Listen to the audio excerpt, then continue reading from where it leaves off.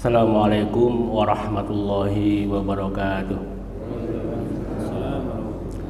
Alhamdulillah wassalatu wassalamu ala rasulillah wa ala alihi wa ashabihi wa mawala. Asyhadu an la ilaha illallah wahdahu la syarikalah wa asyhadu anna Muhammadan abduhu wa rasuluh. Allahumma shalli wa sallim wa barik ala Muhammadin wa ala alihi wa ashabihi wa man tabi'ahum bi ihsanin ila yaumiddin. Jamaah salat subuh yang dirahmati Allah. Orang bilang bahwa hidup ini kadang-kadang tidak sesuai apa yang kita rencanakan, atau bahasa kerennya adalah hidup ini tidak sesuai dengan ekspektasi.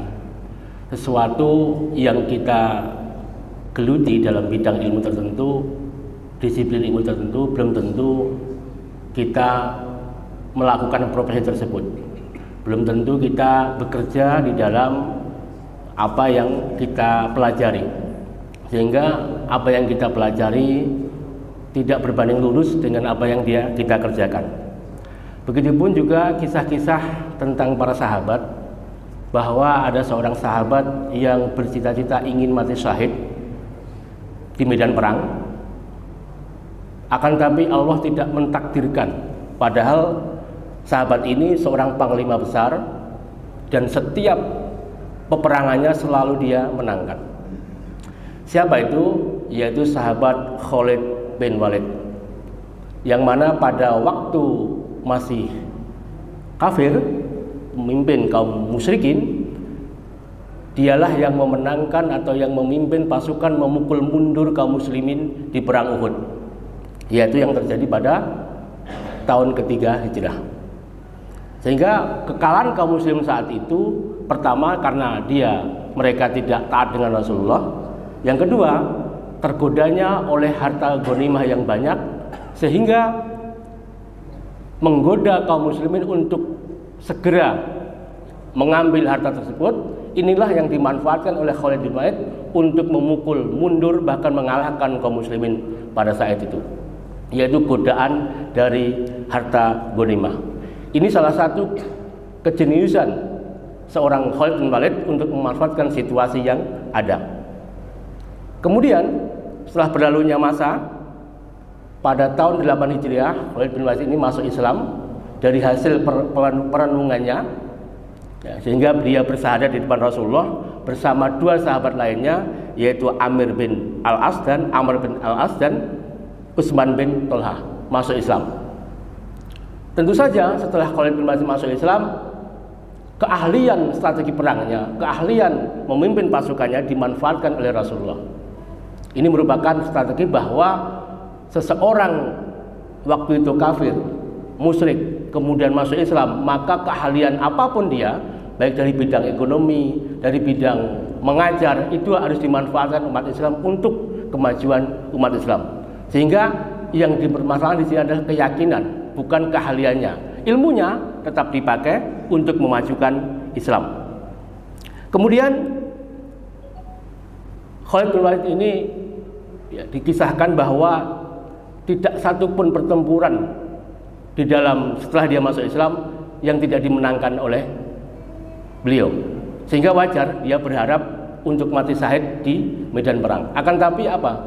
Justru meninggalnya di tempat tidur. Ada hikmah kenapa Khalid bin Walid ini tidak dimatikan oleh Allah di medan perang. Karena apa? Seandainya seorang pemimpin besar dimatikan lebih awal, tentu ini mengurangi dari kekuatan kaum muslimin itu sendiri. Karena apa?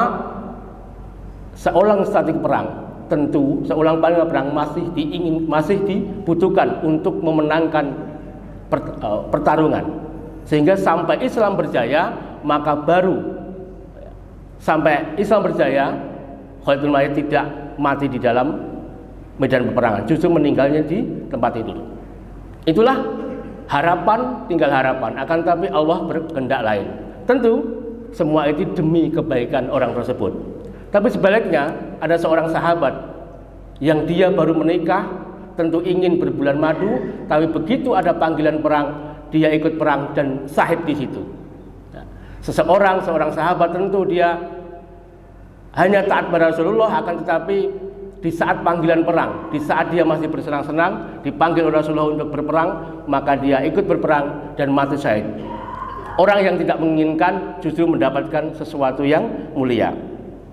Kemudian selanjutnya bahwa setiap kita tentu bahwa keinginan kita bercita-cita ingin sesuatu yang baik ataupun kita menginginkan sesuatu, akan tapi Allah berkehendak lain. Tentu sekali lagi kita berhusnuzon kepada Allah bahwa apapun yang kita lakukan, apapun yang Allah takdirkan itu adalah terbaik bagi kita.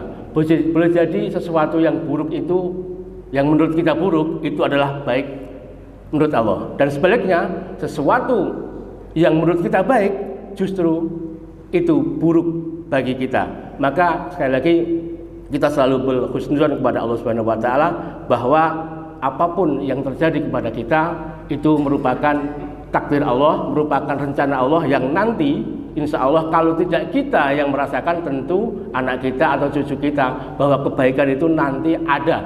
Semua itu pasti ada hikmah di balik apa yang ditakdirkan oleh Allah Subhanahu wa taala. Jamaah yang dirahmati Allah, sehingga kisah Khalid bin Walid ini bahwa beliau ingin mati syahid akan tetapi tidak terlaksana, tidak terjadi, itu kita ambil pelajaran bahwa kalau seandainya seorang panglima besar meninggal di awal, tentu akan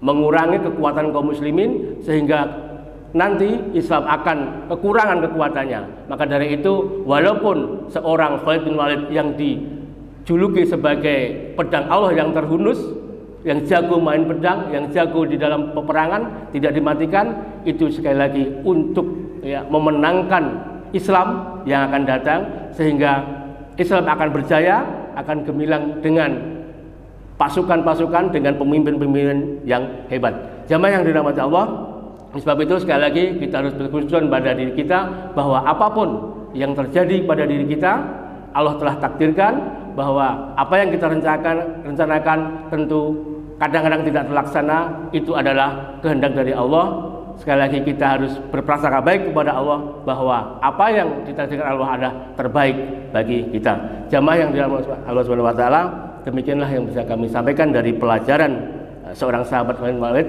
Semoga bermanfaat. Wassalamualaikum warahmatullahi wabarakatuh.